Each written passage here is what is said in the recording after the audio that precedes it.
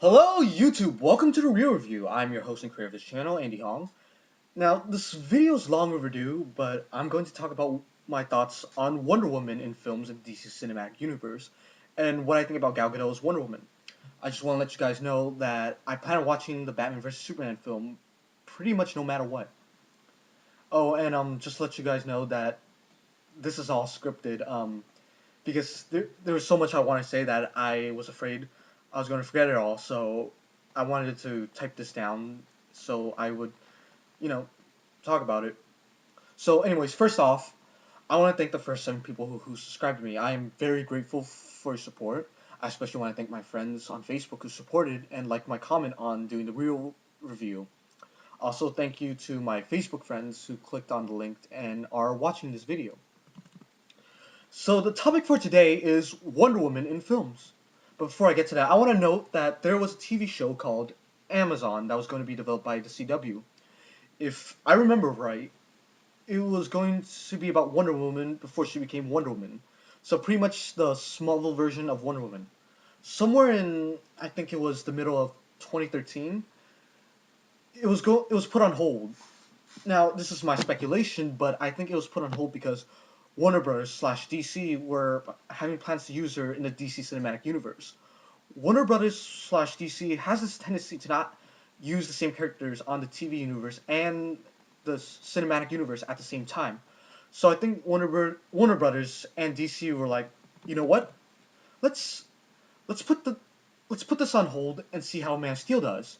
Since Man of Steel did so well, I think they're going to put Wonder Woman's in the DC Cinematic Universe and forget about Amazon altogether, which I think would be awesome because, well, I'm not into the idea of Wonder Woman in a TV series, and I'd much rather have her in the DC Cinematic Universe. So, people have been saying that Warner Brothers or DC are rushing through this universe just to compete with Disney slash Marvel. Well, the Batman vs Superman film is a month and a half away. That is plenty of time for them to get things right. Second, there is no definitive way to create a universe. Now, what Marvel did with their universe is wonderful, but DC does not have to follow it step by step by doing something such as making standalone films for every superhero, which I think is unnecessary and could be a bad idea. I intend to talk about this subject in my next video. However, it seems that DC is using the Marvel Cinematic Universe as a rubric on how they can create their own universe. It seems to me that they're looking at what could or couldn't work and thinking of an efficient plan to apply it on their world. So I think they're cutting off what they deem is unnecessary and then applying it to their own universe. Now, why hasn't Wonder Woman been done in films yet? Well, think of it this way. Can you name a comic book film with a female character as a central lead that did well? If you can't, then you could probably understand why Warner Brothers has been hesitating on making a Wonder Woman film. Warner Brothers tend to do things on statistics, and statistics have shown, and history as well have shown, that comic book films with female character central leads have done poorly. Wonder Woman has the potential to become Warner Brothers' next set of great films and their next cash cow. So they don't want to mess this up. They're very meticulous about this property and just waiting for the right time to do it. I thought that Disney Marvel would do a Miss Marvel film first, since they're so far in their plans. Then Warner Bros. Would observe this, find the flaws in the film, and do better and capitalize on it. Instead, they're putting Wonder Woman in the Batman vs Superman film, which plenty of people think is a bad idea. I had a feeling for some time that ever since the announcement of the Man of Steel sequel that something like this would happen, but I thought it was going to be a Wonder Woman cameo. People are saying that there are too many characters in this film, which I think is ridiculous. I think this is a brilliant move by Warner Brothers, as it alleviates the pressure off Wonder Woman.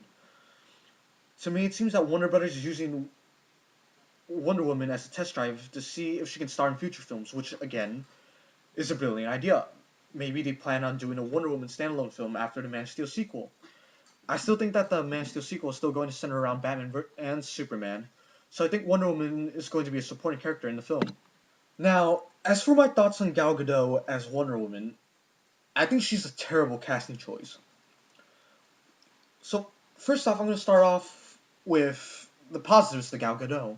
She's from a foreign country, and well, that adds an exotic taste to Wonder Woman because, after all, Wonder Woman is from Themyscira, which is a foreign country. But Gal Gadot isn't very strong in the English language, but this could be used as a strength, as it adds a authentic exoticism to Wonder Woman. I think Gal Gadot is quite beautiful, and she's 5'9" or 5'10". Either way, that's tall for a woman. And if you don't think she's tall enough, then they can always use movie magic to make her look taller. She served 2 years in the Israeli military, which is awesome as it adds fighting skills to Wonder Woman. As for a race, I'm fine with it. Being a Caucasian with black hair and blue eyes are not key essential elements of Wonder Woman. There's some people online who complain about how Gal Gadot doesn't have blue eyes, and my reaction to this is, seriously? There are much worse things to complain about. Like, having blue eyes and black hair and being Caucasian are not what make Wonder Woman so great. What makes Wonder Woman so great of character is that she stands for love, peace, and feminism. And despite her brutality as a warrior, she has a gentle, loving spirit. So I'm okay with the physical change as long as it's reasonable and it doesn't stand in the way of the key essential elements. There are also those who complain that she doesn't have big boobs or a huge ass. Again, those aren't the things that make Wonder Woman so great. Sort of. I mean, don't get me wrong, I, like any other guy out there, love big boobs and huge asses, but there's more to a female character or a woman in general than boobs and asses. So I don't see big boobs and a huge ass as necessary components to Wonder Woman. Moving on from that, as nice as the positives are, they're pretty minor. Now it's time to talk about the negatives to Gal Gadot. Wonder Woman is a warrior, so she has to be in fighting shape. And the problem is Gal Gadot is skinny. However, I don't see as much as a problem as people can bulk up. And proof of that is Christian Bale, because he has lost so much weight and gained so much weight for each role that he does. And Gal Gadot has even stated that she's working out for the role, which is good. Now, for my biggest concern, the acting. I've seen her in the last 3 Fast and Furious films, and she was unimpressive. There was nothing there that indicated that she could play this amazing character, much less carry a major franchise on her shoulders. Now, someone told me I was overthinking it, as Gal Gadot is most likely going to be put in a supporting role. No, I'm thinking ahead because this is our Wonder Woman for the DC Cinematic Universe. This is who we're going to have to stick with for possible Wonder Woman standalones and the Justice League films. I'm questioning what the Warner Brothers executives are thinking. They virtually had all the actresses in the world to pick from. Instead of picking from a group of women who are trained in this profession, they chose someone who doesn't have much of an acting background. And let me specify on that. Gal Gadot was a model who was basically thrown in movies because she was good looking enough. She didn't have any training, although I've heard that she recently got 7 months of training, of acting lessons, I mean, which is a nice start. She went from being a model to playing minor to supporting characters in a few films to being someone who is given a major role. A very major role, I might add. I'm not looking for a well-known actress or an Oscar-winning actress, just someone who has the talent to carry a major franchise on her shoulders, and I don't think Gal Gadot has what it takes. The only defense I have for Gal Gadot as an actress is that this is Wonder Woman. As I've said before, Wonder Woman has the potential to make the next set great of films and become a huge cash cow. Warner Brothers would not want to screw this up, so they would have to pick someone who is great. This means that Gal Gadot must be that good. However, this is a less tangible evidence compared to my negatives on her acting background. Now, this is just my initial reaction, not my judgment. In order for me to make a judgment, I would have to see the film. I still plan on watching the Batman vs. Superman film, and when I go to see it, I will leave all my thoughts outside the door and judge Gal Gadot on her own merits as an actress.